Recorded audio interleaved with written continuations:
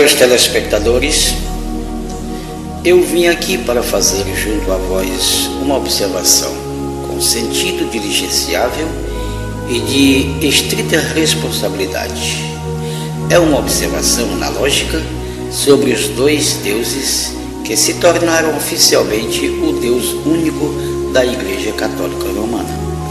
Essa Igreja Católica, de onde se originou a Reforma Protestante, e sempre foi a religião do Império Romano.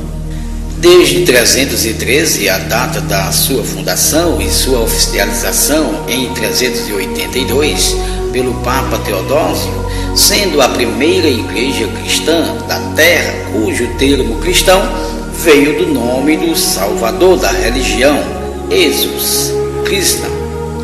Agora chamo a atenção dos inteligentes para convir comigo nesse raciocínio. O Salvador da Igreja Católica, constituído pelo fundador Constantino, era Jesus Cristo, passando por algumas interpolações de Jesus Krishna para Jesucristo e depois para Jesus Cristo. Convenhamos, a Igreja Católica não enganou o povo evangélico ao passar para eles o seu Deus falso, e nem o padre Lutero escondeu suas mentiras. Só não viu quem não pôde ver ou quem fechou os olhos para não perceber a grande mentira. O culpado de Jesus Cristo ser hoje o Salvador dos cristãos fora Martinho Lutero e seus companheiros, pois fizeram uma pseudo-reforma, porém deixando passar para os reformados o mesmo Deus grego da Igreja Católica. Pois se realmente se tratasse de uma reforma visando o zelo pela verdade, o alemão não teria deixado o ídolo pagão como salvador do povo protestante, já que supostamente a intenção de reforma seria a suplantação das mentiras romanas. É claro que ele sabia que o Salvador de Israel nunca fora Jesus, porém Yeshua é o seu nome original. Se o padre fosse um homem sério que estivesse vendo o lado da verdade, teria ignorado as falcatruas de Roma em sua inteireza. Não teria deixado Jesus Cristo como salvador da religião reformada, pois ele bem sabia que o salvador dos Yahudim nunca foi Jesus Cristo. É lamentável que se veja até hoje miseráveis pregadores e famílias inteiras do mundo todo dando suas vidas por um Deus que não pode salvar.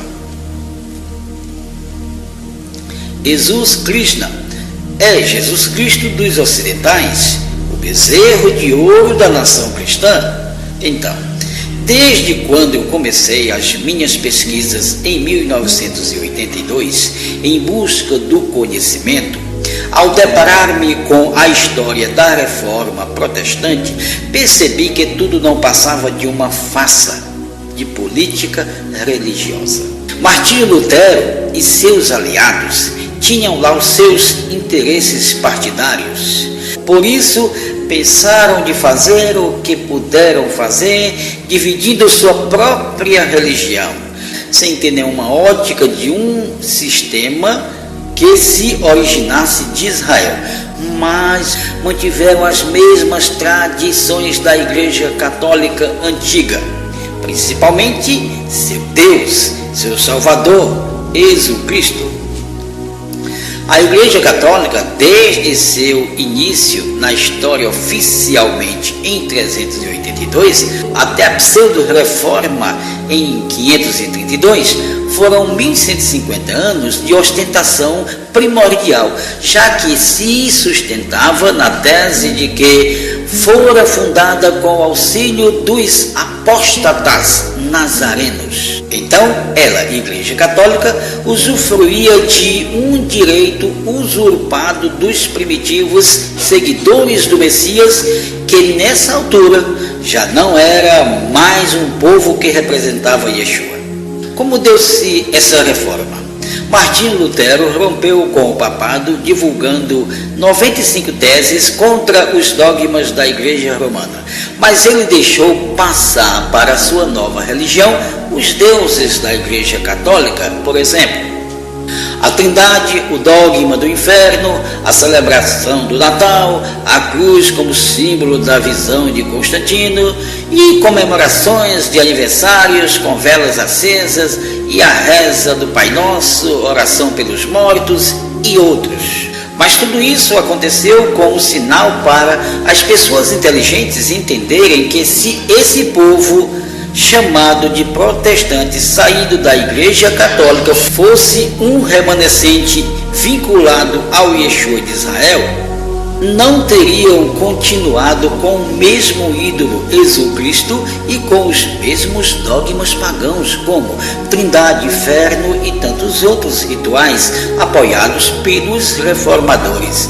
Isso prova para todos que o povo era e continuou sendo o mesmo povo de Constantino, apenas politicamente dividido. Nada mudou.